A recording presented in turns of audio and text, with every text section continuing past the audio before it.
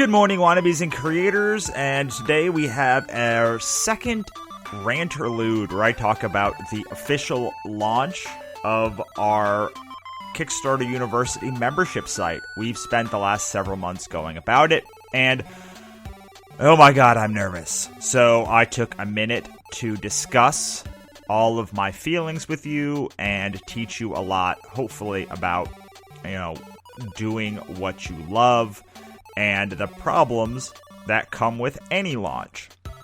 Before we get started, I would like to obviously tell you to go to Kickstarter University and check it out. I built the site with my own two hands, and I certainly would appreciate any feedback. I also want to tell you about the social media platform that I use all day, every day, and I love. It is called Crowdster. It helps you launch your Twitter account into the stratosphere. It helps you build your Kickstarter campaign. It does basically everything that I wish an app could do, and you can try it free right now at kickstarteruniversity.com/Crowdster with a K. Take their social capital quiz and find out exactly how much you can expect to raise for your crowdfunding campaign today. That being said, enjoy the show, guys.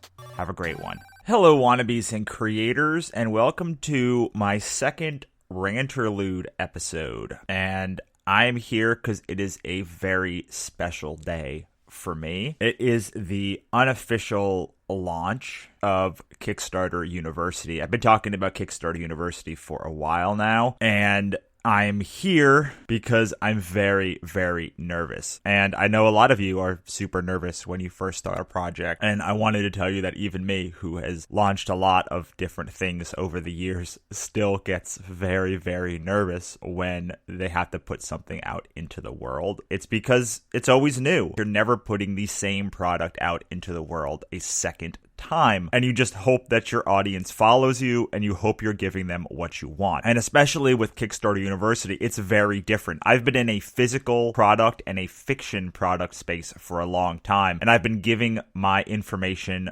away mostly for free. I do have some clients, but most of the information I give away for free, and this is the first time that I'm trying to, on a massive level, tell people, hey, I'm an expert on this, and I have lots of advice for you that I think is worth you being behind my membership area. And that's scary because it's one thing to give information away for free or on a one-on-one level. When I have clients on a one-on-one level, I can tell them what I'm about. We can start slow, and I can have personalized messaging for every single one of them. When I'm doing this on a massive scale and I have a website and office hours and such, most of the people aren't going to know me personally. Most of the people will have no idea who I am and what I stand for on a personal level, unlike the clients that I have one-on-one. Man, that is a scary phenomenon. That's why we started the podcast a couple of months ago. That's why I have over 60 posts on my blog. That's why I try to do guest posts and guest interviews on other people's blogs so that people get a sense of who I am and what I know. And then when they're behind the membership wall, that they get the $500 a year of value that it's going to take for them to continue on in the long term. Let me tell you about Kickstarter University and what it does. So my business up until this point has been in sort of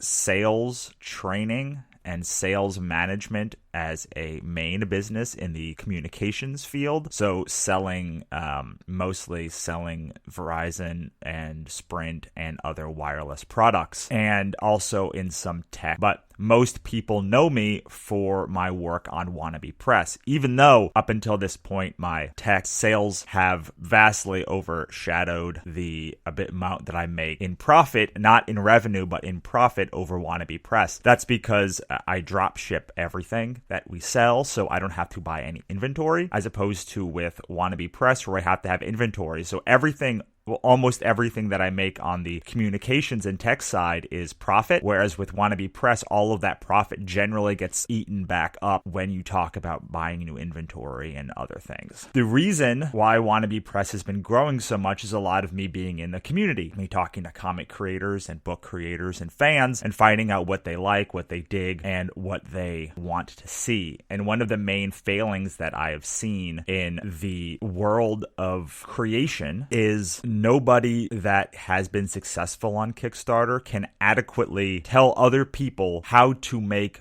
good content. When I looked around and saw everything that was out in the landscape, there was really nothing to help people that were doing what I did. And in talking to the people that were creating, I found there was no good resource of how to have implementable and practical ways to build your business step by step. And I also found that most of the courses that I was taking were very boring, how to create a page, how to hit the launch button. And that's not the important part of how to create a Kickstarter. What you need to know is how to create a backable campaign, how to validate your idea, how to find your audience, and how you, as the creator, can actually go about doing this yourself. The stuff about how to hack your Kickstarter, how to build your audience, where to go looking for your audience, and how to talk about this in a very practical and easy way that is not incredibly boring. That's something that I had never seen before. And so when I went back after we finished our Katrina Kickstarter and said, well, how do I serve the community that I'm a part of? What is missing in this community? I looked back and I did a lot of research, and I found there's no real person guiding you on how to create a project in a way that will actually lead to it being profitable, how to actually build a campaign that people will want to back, and how to actually launch your career from Kickstarter, because that is, at the end of the day, what we're trying to do with Kickstarter University. Kickstarter University is not about hacking Kickstarter, even though that is the basis for what we do.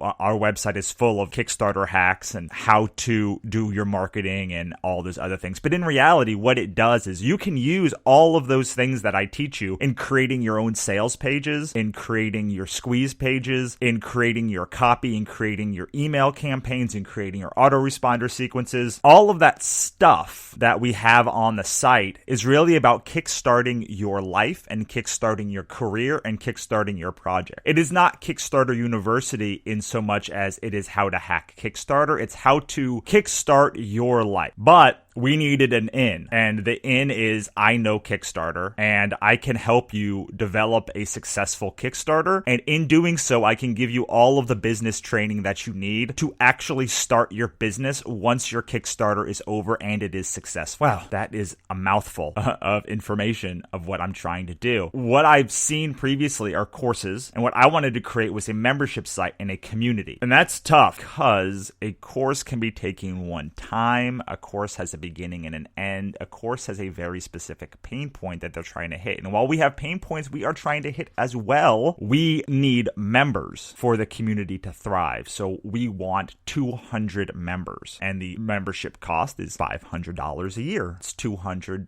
during your campaign because it's got a lot of information you can implement immediately. Over the course of a year is where you see that real big value. So our goal is to get people in at the $197 price point during their campaign, and then upgrade them to $500 members once their campaign is over, so that they can continue all of this and build to their next Kickstarter and build to their next launch, and maybe even someday not need Kickstarter at all. Although I will say that very, very lucrative companies and very big companies still use Kickstarter to this day because that's where their audience is. This is very scary for me because I'm going from the model that I have now. The biggest part of my business is going to shows with awesome content and selling live. It is my biggest strength. Taking awesome content, going to shows, and selling live. And this is not that. This is online through webinars and other ways and other monetization strategies that we have that are not live. There is a live component, but mainly it is online. And this is very different for us. It's almost actually 180 degrees different. And that's what makes this scary. It's scary because it is so different. It is taking not a physical product. There's nothing that I can hand you and say, this is what I'm talking about. Do you want it? It's all ethereal in a cloud. It's all information. And while information is the key and information is what you're trying to get out of a book, it is not something you can hold in your hand, which is something that I've built my career around. Additionally, our normal price point is $20. The normal person at our booth spends about $20 to $25, and we are trying to sell a $500 product. I mean, that's a huge amount more. Now, we've done a lot of things to try and mitigate that, and I've hired a new marketer marketing team, and I've built out a website. I've learned how to do everything, not code the website, but I've done everything except for the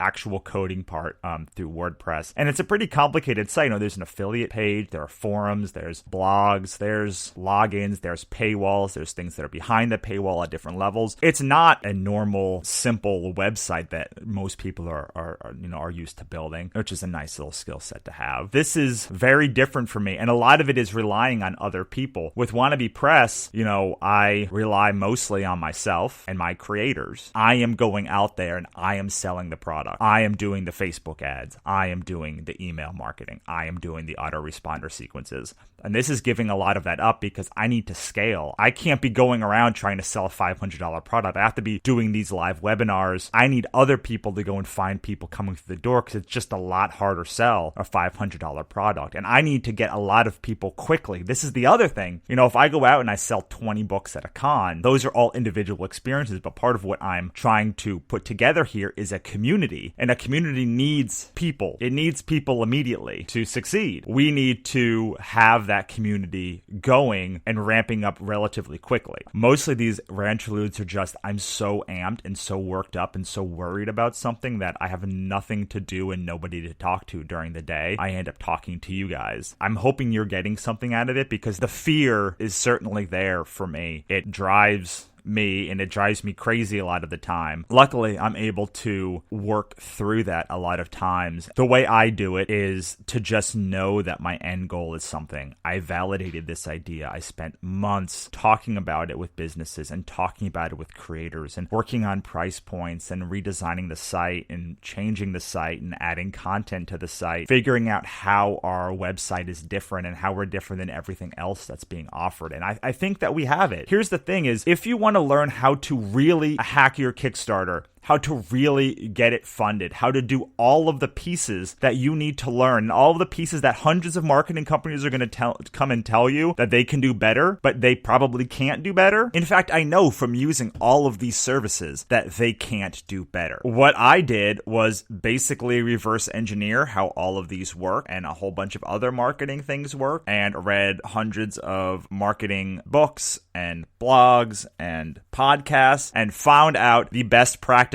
for making your campaign the best that it can possibly be. You need an awesome campaign first. You need an awesome product first. Crap in, crap out. But if you have a great product at the beginning, then you need to make sure that it continues to be great at every stage, because great in does not necessarily mean great out. Crap in means crap out. Great in, you could have a terrible campaign and now it's not going to get funded. You could have a great campaign that is marketed poorly, you're not going to get funded. You could have a great campaign that's marketed properly, that's marketed to the wrong area, not going to get funded properly. All of these steps and all of these stages where something can go wrong. And I wanted something where I can show you how you can make sure that it's right. And that's where Kickstarter University came from. And that's sort of the holy trinity of Wannabe Press, the business of art, which you're listening to right now. And then finally, you have Kickstarter University, which is our way of giving back to the community. So those are the three things that we're trying to focus on. Wannabe Press, Kickstarter University, business of art. Kickstarter University, we need it to go gangbusters. We need to get like 200 people per year signed up. If that teeters and totters, and let's say we can't get Kickstarter University up and nobody is interested, I think that's not going to be the case based on our validation tests. But if it doesn't, a tripod doesn't work with just one leg. And I don't know what'll happen. We've spent so much time, effort, energy, and money getting Kickstarter University up. Somehow it fails. I don't even know where we would go from there. And honestly, this is sort of what I expect from even a large company. They have their large things and they're expanding all the time. And you expect that those people in these companies, well, they make $10 million a year or $10 million a week. But adding new products and services is always a huge gamble. I have now rambled on too long and too hard, so I'm going to cut it here. I could probably keep talking for the next 6 hours, but I won't. So I hope you learned something from this ranterlude. I hope you check out Kickstarter University and let me know what you think. KickstarterUniversity.com. I actually built the website from scratch with my own two hands. I would like to thank Kevin MacLeod for our theme music, and I hope you learned something, creators and wannabes. I'll see you next time. Bye-bye.